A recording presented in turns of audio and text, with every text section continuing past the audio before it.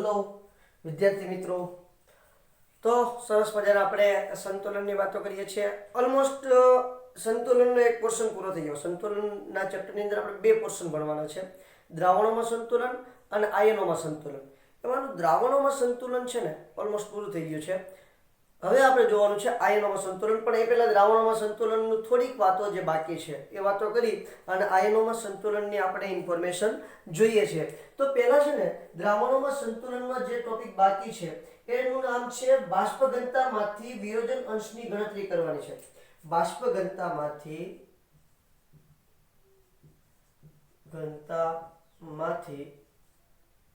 વિયોજન અંશની ગણતરી.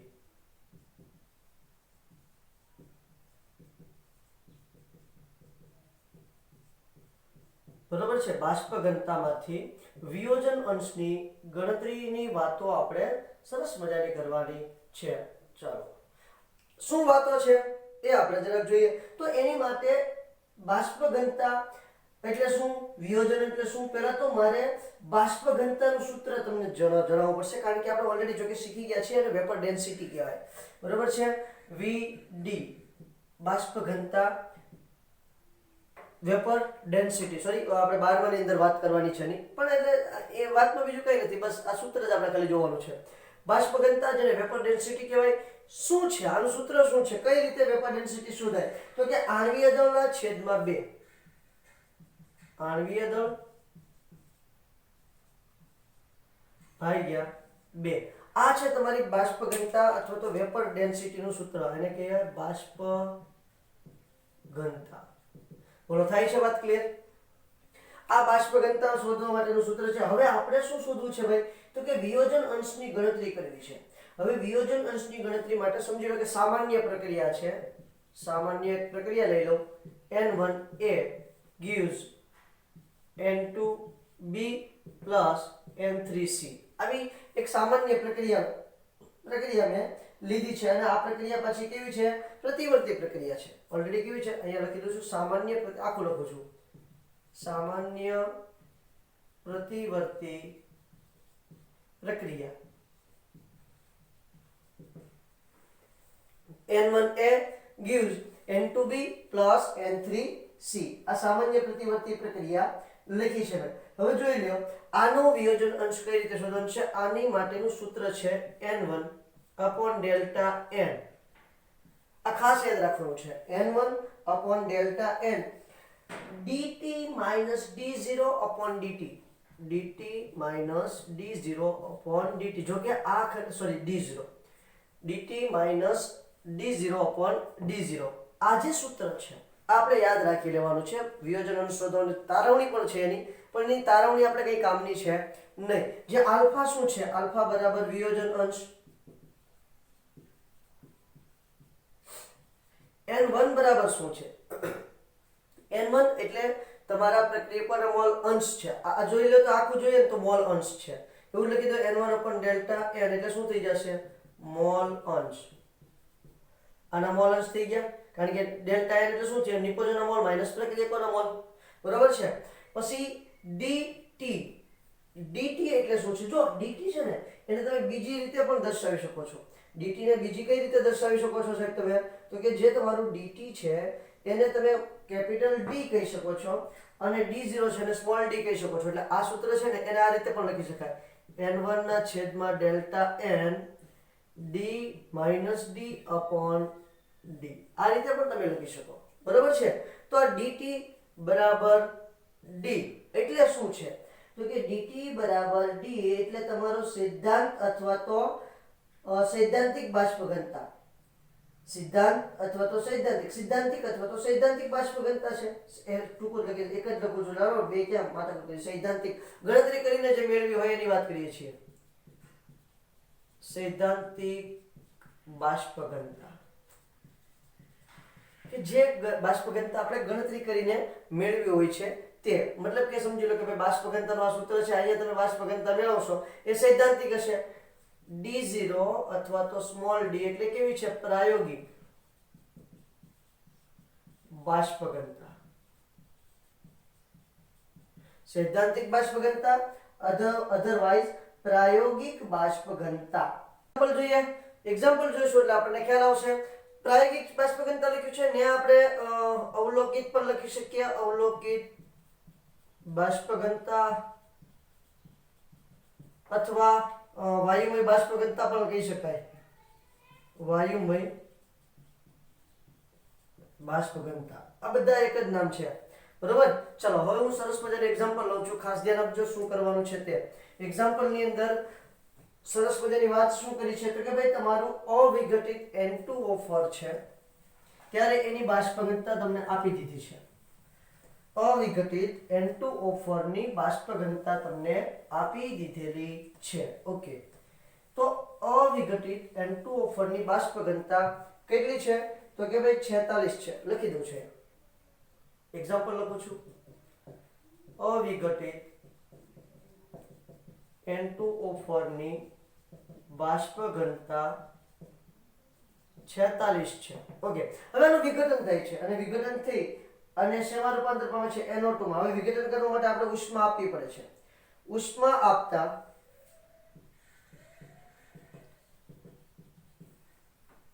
તેનું વિઘટન NO2 માં થાય છે. હવે તેની બાષ્પઘનતા 24.5 છે. હવે એની બાષ્પઘનતા કેટલી થઈ ગઈ છે પહેલા? 24.5. પહેલા કેટલી હતી? 46 હતી. અંતિમ તાપમાને N2O4 ના વિયોજનની ટકાવારી શોધો. અંતિમ તાપમાને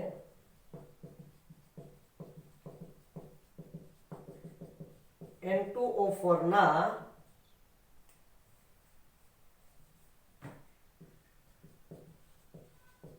વિયોજનની ટકાવારી શોધો.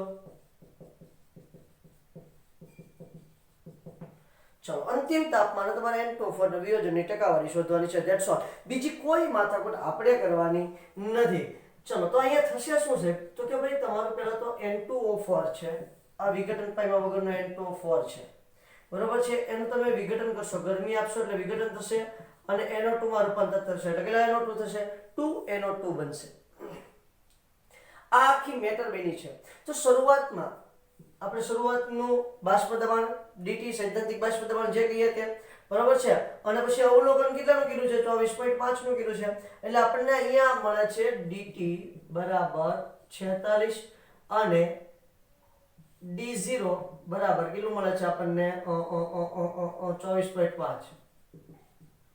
અને આપણે શોધવાનું છે આલ્ફા. હવે આપણી પાસે સૂત્ર છે આલ્ફા n1 છેદમાં delta n dt d0 upon d0. બોલો હા યા ના? બરાબર છે. હવે જો n1 એટલે શું થાય? પ્રક્રિયકોના મોલ. આને n1 કીધું તો હમણાં થોડી પહેલા રકમમાં જે જોયું છે યાદ કરી જો. આપણે n1 ને અનુલક્ષીને ત્યાં આલ્ફા શોધી શકાય. ક્યારે આની કોઈની જરૂર પડવાની નથી. તો કેટલું છે? 1 mall. Okay, n2 delta n કેટલું થશે? 2 - 1 એટલે કેટલું થશે? 1. 1 ના છેદમાં 1 એટલે કિંમત થઈ ગઈ 1. એની કે આપણે જરૂર નથી. dt બરાબર કેટલું છે? 46 - 24.5 ના છેદમાં 24.5. ચલો બોલો, થાય છે વાત ક્લિયર? 46 - 24.5 ના છેદમાં 24.5 કરશો એટલે તમને જવાબ મળશે 0.8775 સમથિંગ, 87 સમથિંગ મળે છે. અને ટકાવારીમાં ફેરવો એટલે 100 વડે ગુણી નાખવાનું છે તો ટકા કેટલા થશે? 87.7%. આ ખાસ તો એડવાન્સ લેવલનો ક્વેશ્ચન છે. આપણે JEE અને નીટમાં એટલું બધું હાર્ડ લેવલનું પૂછાતું નથી, પણ JEE એડવાન્સ અને મેઇનની અંદર આ ટાઈપનું પૂછાવાની પોસિબિલિટી ખરી. તો આ પ્રકારે તમારે સરસ મજાનો ક્વેશ્ચન સોલ્વ કરી નાખવાનો છે. બોલો, થાય છે વાત ક્લિયર? બહુ સિમ્પલ છે, કંઈ નવીન છે જ નહીં એમાં. બરોબર છે. તમે સરળતાથી એક પછી એક સ્ટેપ મૂકતા જાઓ એટલે સીધો તમારી પાસે જવાબ આવી જશે. ચલો ફટાફટ સ્ક્રીનશોટ લ્યો એટલે ગુસ્સેને આપણે આગળ વધીએ છીએ બેટા. ચલો, આ એક ક્વેશ્ચન બહુ ઇન્ટરેસ્ટિંગ છે અને બહુ બધી વખત પૂછાઈ ગયેલો છે. તો એની પર જરા કોન્સન્ટ્રેશન કરી નાખીએ. બસ આ લાસ્ટ પોઈન્ટ છે આપણો. પછી આપણે આયનીય સંતુલન જોવાનું છે. બરાબર, દ્રાવણમાં આયનીય સંતુલનની વાત કરવાની છે. વેલ, તો શું કહે છે? નીચે આપેલ વાયુમય સંતુલન માટે શું સાચું છે? તો મેં એક વસ્તુ સરસ કીધી હતી તમને કે જ્યારે એક કરતાં વધારે પદાર્થ તમારા દ્રાવણની અંદર હોય ત્યારે એનો કુલ અચળાંક દરેક અચળાંકના ગુણાકાર જેટલો હોય છે. આવી મેં તમને વાત કરી હતી, જો તમને યાદ હોય તો. બસ એ જ કન્સેપ્ટ આપણે અહીંયા લગાવવાનો છે. n2 + 3h2 2nh3 એનો અચળાંક છે k1, n2O2 2 એનો અચળાંક છે k2, સંતુલન અચળાંક ઇક્વિલિબ્રિયમ કોન્સ્ટન્ટ કહેવાય ને. h2 1/2O2 h2O અને એનો અચળાંક છે k3. હવે આને મિક્સ કરીએ ને એટલે આવું સંયોજન બને છે. તો આ ત્રણેય પરથી આપણે આ સંયોજનનો અચળાંક શું આવે એ જણાવવાનું છે. એની માટે અહીંયા તમને સરસ મજાના ઓપ્શન આપેલા છે. તો જો આ મુખ્ય રિએક્શનને જરાક ધ્યાનમાં લઈ લઈએ. અહીંયા 2NH3 છે અને 2NH3 અહીંયા છે, એટલે આ રિએક્શનને મારે શું કરવું પડે? ઉલટાવવી પડે. અહીંયા આપણે ચેપ્ટર નંબર 6 નો પણ સાથે સાથે સહારો લેશું અને સમીકરણ 1 ને ઉલટાવીને લખતા એટલે શું થઈ જાય? 2NH3 પછી તો કે gives n2 + 3h2. બોલો થાય ક્લિયર? તો અહીંયા જે k1 છે શું થઈ જાય? 1/2 k1 થઈ જાય. બરાબર છે? ઓકે, વેલ, નો પ્રોબ્લેમ. પછી જુઓ અહીંયા શું થાય છે તે. અહીંયા જુઓ n2, તો n2 કઈ બાજુ છે ખબર નહીં. ઓકે, તો એક કામ કરીએ. એનો અહીંયા છે અને અહીંયા એનો છે, બંનેની પદમાં છે, તો એને ઉલટાવવાની જરૂર નથી. એટલે એને લખી દઉં છું n2 + O2. અને બીજી વાત જોઈ લો, 2NO છે અને અહીંયા પણ 2NO છે, એટલે કંઈ કરવાની પણ જરૂર નથી. ગુણાકાર કંઈ નથી કરવાનો આપણે. એટલે આવશે 2NO. એનો જે અચળાંક છે એને કહીશું આપણે k2. લાસ્ટ ત્રીજું જુઓ, H2O આ તરફ છે અને અહીંયા પણ H2O છે, પણ અહીંયા 3H2O છે, તો આપણે સમીકરણ 3 ને શું કરવું પડશે? 3 વડે ગુણવું પડશે. એટલે 3H2 + 3/2O2 gives 3H2O. હવે જો જ્યારે કોઈ પણ સમીકરણને આપણે ગુણીએ તો એટલી એની ઘાત આવે એવી આપણે વાત કરી હતી. કેટલા વડે ગુણ્યું છે? 3 વડે, તો એની k3 ની 3 ઘાત આવશે. હવે આપણે જ્યારે સંતુલન અચળાંક જ્યારે તારવો છે ત્યારે આપણે વાત કરેલી હતી, બરાબર છે? HI વાળું સમીકરણ હતું, જો તમને યાદ હોય તો H2 + I2 gives 2HI. આની માટે આપણે Kc કીધું હતું. પછી જો સમીકરણને ફેરવી નાખીએ તો Kc ડેશ = 1/Kc એવું કીધું હતું. જેટલા વડે ગુણો એટલે એની ઘાત આવશે એવી આપણે વાત કરેલી હતી, બરાબર? સમજી લો કે આ સમીકરણ છે એને આપણે 2 વડે ગુણી નાખીએ તો આપણે શું કરવું પડશે? તો કે Kc ડેશ = Kc⁻². જેટલા વડે ગુણો એટલે એની ઘાત આવશે. તો એ 3 વડે ગુણ્યું તો એની 3 ઘાત આવશે. હવે તમે સમજી લો કે આપણું જે અચળાંક છે, કુલ અચળાંક, કુલ પ્રક્રિયા અચળાંક, એ શું થશે? આ બધા જ અચળાંકનો ગુણાકાર થશે. તો કુલ પ્રક્રિયા અચળાંક k = 1/2 k1 * k2 એને * k3 નો ઘન. તો k = શું થઈ જાય? k2 k3 નો ઘન છેદમાં k1. ચલો આ ટાઈપનું ઓપ્શન આપણો કયો છે જોઈ લો જરાક. k1 k2 k3, k1 k3 નો વર્ગ, k2 નહીં k2 k3 નો ઘન અને k1. એટલે આપણો ઓપ્શન ડી શું થશે? સાચો થશે. ફટાફટ આનો સ્ક્રીનશોટ લ્યો. એટલે આપણે દ્રાવણમાં આયનીય સંતુલનની સામાન્ય માહિતી મેળવી લઈએ. એસિડ અને બેઝ વિશેની વાતો એ બધું આપણે નેક્સ્ટ લેક્ચરમાં કરીશું. આજે આપણે દ્રાવણોમાં આયનીય સંતુલનની શરૂઆત કરીએ છીએ અને એની અંદર આવવાના જે પર્યાયો છે આ પર્યાયોની સામાન્ય વાત કરી લઈએ. પર્યાયોમાં કોણ કોણ આવવાનું છે? તો કે ભાઈ સંતુલન અચળાંક કોને કહેવાય, બરાબર છે? સંતુલન, આયનીય સંતુલન એટલે શું, એ બધી વાતો એની અંદર આવવાની છે. તો અહીંયા જરા સરસ મજાનું હેડિંગ આપી દઉં છું, દ્રાવણોમાં આયનીય સંતુલન. દ્રાવણોમાં આયનીય સંતુલન. આ આયનીય સંતુલનની વાતો છે, બરાબર? આયનો વચ્ચે જે સંતુલન થાય છે એની વાતો કરવાની છે. અત્યાર સુધી આપણે દ્રાવણોનું સંતુલન કર્યું છે, ડાયરેક્ટ અણુઓનું સંતુલન કર્યું છે. હવે આયનોનું સંતુલન કરવાનું છે. તો આયનીય સંતુલન શીખતા પહેલા અમુક વાતો આપણને ખબર હોવી જોઈએ, જેમ કે વિદ્યુત વિભાજ્ય. પહેલો જ શબ્દ છે વિદ્યુત વિભાજ્ય કોને કહેવાય, બરાબર છે? પહેલો શબ્દ શું આપી દીધો છે? વિદ્યુત વિભાજ્ય કોને કહેવાય, એના વિશે આપણે વાતો કરવી છે. વેલ, ચલો સર, વિદ્યુત વિભાજ્ય વિશે વાત કરો. તો વિદ્યુત વિભાજ્ય આપણે કોને કહીએ? જલીય દ્રાવણમાં આયનો ઉત્પન્ન કરતા પદાર્થોને વિદ્યુત વિભાજ્ય કહેવાય. જલીય દ્રાવણોમાં આયનો ઉત્પન્ન કરતા પદાર્થોને વિદ્યુત વિભાજ્ય કહે છે. ચાલો તો દાખલા તરીકે તમે જોઈ લો તો NaCl, NaOH, HCl આ બધા જ આયન ઉત્પન્ન કરે છે વગેરે. તો આ બધા આપણે શું થયા? વિદ્યુત વિભાજ્ય. મોટા ભાગના જે ક્ષારો છે, આ ક્ષારો છે, આ બધા જ તમારા વિદ્યુત વિભાજ્ય તરીકે ઓળખવામાં આવે છે, જેની અંદરથી વિદ્યુતનું વહન થાય છે, વિદ્યુતનું વહન કરે છે. એવું પણ અહીંયા સાઈડમાં લખી દઉં છું. દ્રાવણોમાં વિદ્યુતનું વહન કરે છે. આ પહેલો પર્યાય છે. વાત નંબર બીજી, વિદ્યુત અવિભાજ્ય કોને કહેવાય? સિમ્પલ. જલીય દ્રાવણમાં દ્રાવણ તો બનાવે છે, એટલે કે પાણીમાં દ્રાવ્ય થઈ જાય દ્રાવણ તો બને, પણ વિદ્યુતનું વહન કરતો નથી અથવા તો આયન ઉત્પન્ન કરતો નથી. વિદ્યુત અવિભાજ્ય કોને કહીએ બેટા આપણે? વિદ્યુત અવિભાજ્ય. જળ છે, પાણી છે, પાણીમાં દ્રાવ્ય થઈ જાય, દ્રાવણ બનાવે છે, પણ આયન ઉત્પન્ન કરતો નથી કે વિદ્યુતનું વહન કરતો નથી. બરોબર છે? પાણીમાં દ્રાવ્ય થઈ દ્રાવણ બનાવે છે, પરંતુ આયનો ઉત્પન્ન કરતું નથી, ઉત્પન્ન કરતા નથી. રાખીએ દ્રાવ્ય થઈ જાય, દ્રાવણે બનાવે, પણ આયનો ઉત્પન્ન કરતા નથી. તેને શું કહેશું? તેને વિદ્યુત અવિભાજ્ય પદાર્થ કહે છે. વિદ્યુતનું અવાહક એટલે કે વિદ્યુતનું વહન કરતો નથી. દાખલા તરીકે ખાંડનું દ્રાવણ લ્યો તો એની અંદર કોઈ પણ જાતનો આયન ઉત્પન્ન થશે નહીં. યુરિયાનું દ્રાવણ લ્યો, ખાંડ, યુરિયા, ગ્લિસરીન, આ બધા કેવા છે? વિદ્યુત અવિભાજ્ય છે. વાત નંબર 3, પ્રબળ વિદ્યુત વિભાજ્ય. આ બહુ ઇમ્પોર્ટન્ટ પોઈન્ટ છે, કારણ કે પ્રબળ વિદ્યુત વિભાજ્ય અને નિર્બળ વિદ્યુત વિભાજ્ય બાળકોમાં બહુ મુશ્કેલી અનુભવતા હોય છે. પ્રબળ વિદ્યુત વિભાજ્ય કોને કહેવાય? નિર્બળ કોને કહેવાય?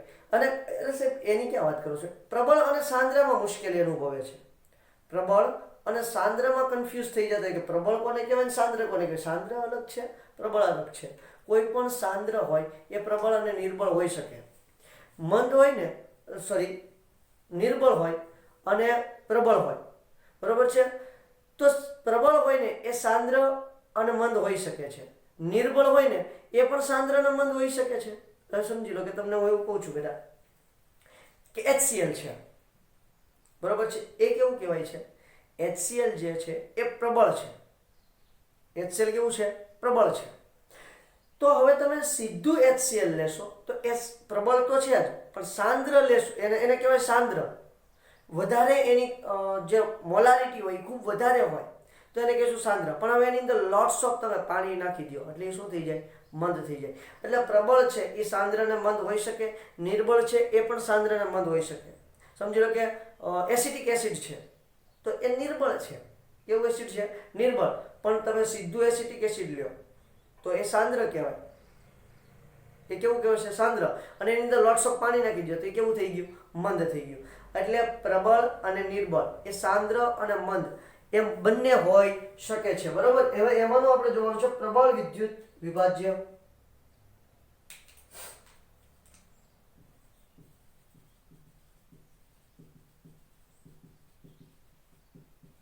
સો ટકા આયનીકરણ થાય જલીય દ્રાવણમાં, જેનું 100% આયનીકરણ થાય, એટલે કે જેને પાણીમાં તમે દ્રાવ્ય કરો અને 100% આયનીકરણ થાય તેવા પદાર્થને પ્રબળ વિદ્યુત વિભાજ્ય કહે છે. 100% આયનીકરણ થાય જલીય દ્રાવણમાં હોય તેવા પદાર્થને પ્રબળ વિદ્યુત વિભાજ્ય કહે છે. જેમ કે તમારું HCl કેવું છે? પ્રબળ વિદ્યુત વિભાજ્ય છે. H2SO4 એ પણ પ્રબળ વિદ્યુત વિભાજ્ય છે. H2SO4 એક્ઝામ્પલની વાત કરું છું, આ દાખલા તરીકે છે. આ વાત થઈ વિદ્યુત વિભાજ્ય, વિદ્યુત અવિભાજ્ય પ્રબળ થઈ. હવે નિર્બળ લઈ લો સાથે સાથે. ચોથી વાત, નિર્બળ વિદ્યુત વિભાજ્ય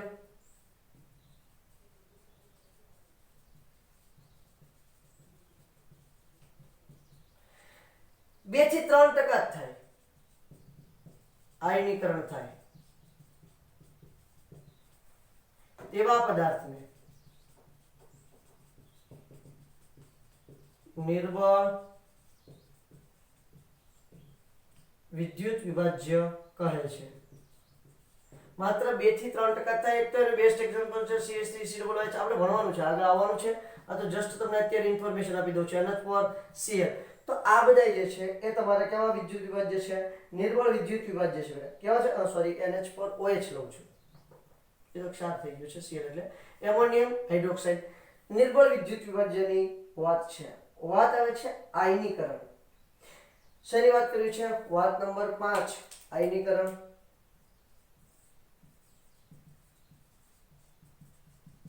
આયનીકરણમાં શું થાય કે ભાઈ તમારો જે વિદ્યુત વિભાજ્ય પાણીમાં દ્રાવ્ય થાય ત્યારે આયનો ઉત્પન્ન કરે, એને શું કહેશું આપણે ભાઈ? તો કે આયનો ઉત્પન્ન કરે એને આપણે આયનીકરણ થયું એવું કહે છે. આ ક્રિયાને આયનીકરણ કહે છે.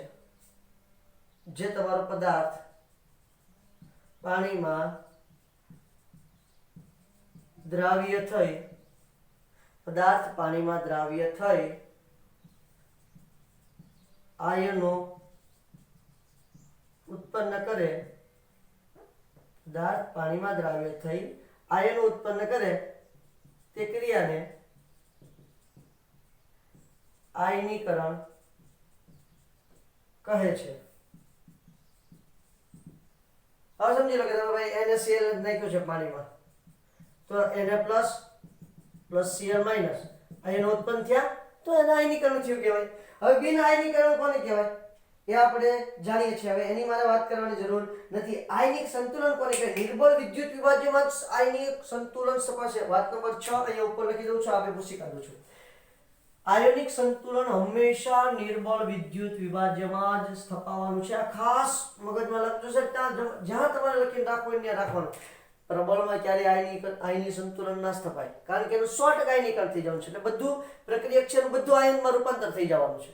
એટલે એનું આયનીય સંતુલન નહીં થાય. નિર્બળ વિદ્યુત વિભાજ્ય છે એનું આયનીકરણ થાય. આયનીકરણ થાય પછી આયનીકરણ પામેલ અને બિન આયનીકરણ પામેલ બંને વચ્ચે શું છે? સંતુલન સ્થપાય, જેને આયનિક સંતુલન કહે છે. વાત નંબર 6,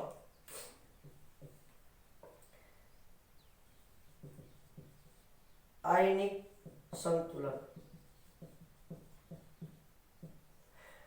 નિર્બળ વિદ્યુત વિભાજ્યને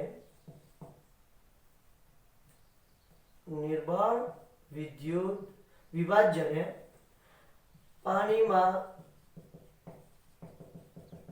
ઓગાળી, નિર્બળ વિદ્યુત વિભાજ્યને પાણીમાં ઓગાળતા રાખીએ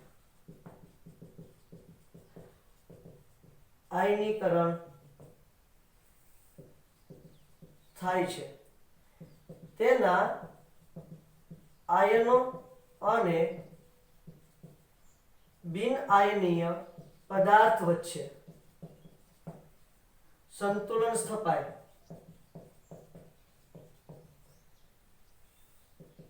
તેને આયનિક સંતુલન કહે છે. સમજી લો કે ભાઈ તમારી પાસે CH3COOH, CH3COO માઇનસ વત્તા H પ્લસ આવી રીતે બન્યું છે. CH3COOH કેવું છે ભાઈ?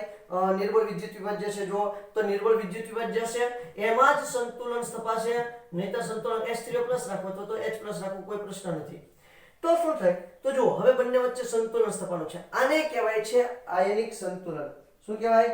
આયનિક સંતુલન. હવે છેલ્લી વાત કરવી છે આયનીકરણ અચળાંકની. વાત નંબર 7, આયનીકરણ અચળાંક. ઓકે, નો પ્રોબ્લેમ. જેમ આપણે સંતુલન અચળાંક જોયું એમ અહીંયા આયનીકરણ અચળાંક હોય. જ્યારે આયનિક સંતુલન સ્થપાય ત્યારે મળતા અચળાંકને આયનીકરણ અચળાંક કહે છે. સંતુલન સ્થપાય કયું સંતુલન? આયનિક સંતુલન. સંતુલન સ્થપાય ત્યારે મળતા અચળાંકને આયનીકરણ અચળાંક કહે છે. આ થઈ ગઈ તમારી આયોનિક સંતુલનની બેઝિક ઇન્ફોર્મેશન. હવે કાલથી આપણે કાલ મતલબ નેક્સ્ટ લેક્ચરથી આપણે સ્ટાર્ટ કરવાનું છે એસિડ અને બેઝની વાતો, જે ઓલરેડી તમે થોડી ઘણી 10માની અંદર શીખીને આવ્યો છો. લુઈસ એસિડ, લુઈસ બેઝ, બરોબર, બ્રોન્સ્ટેડ લોરી એસિડ બેઝ, આર્હેનિયસ એસિડ બેઝ, આની થોડી વાતો તમે ધોરણ 10ની અંદર ઓલરેડી શીખીને આવ્યા છો. એ જ વાતો આપણે અહીંયા દોહરાવવાની છે, થોડુંક વધારે એડવાન્સ વાતો કરવાની છે, બરોબર. તો આપણે નેક્સ્ટ લેક્ચરની અંદર સરસ મજાની એસિડ બેઝની વાતો સ્ટાર્ટ કરીશું. આજે આપણે એટલે સુધી રાખીએ. Thank you.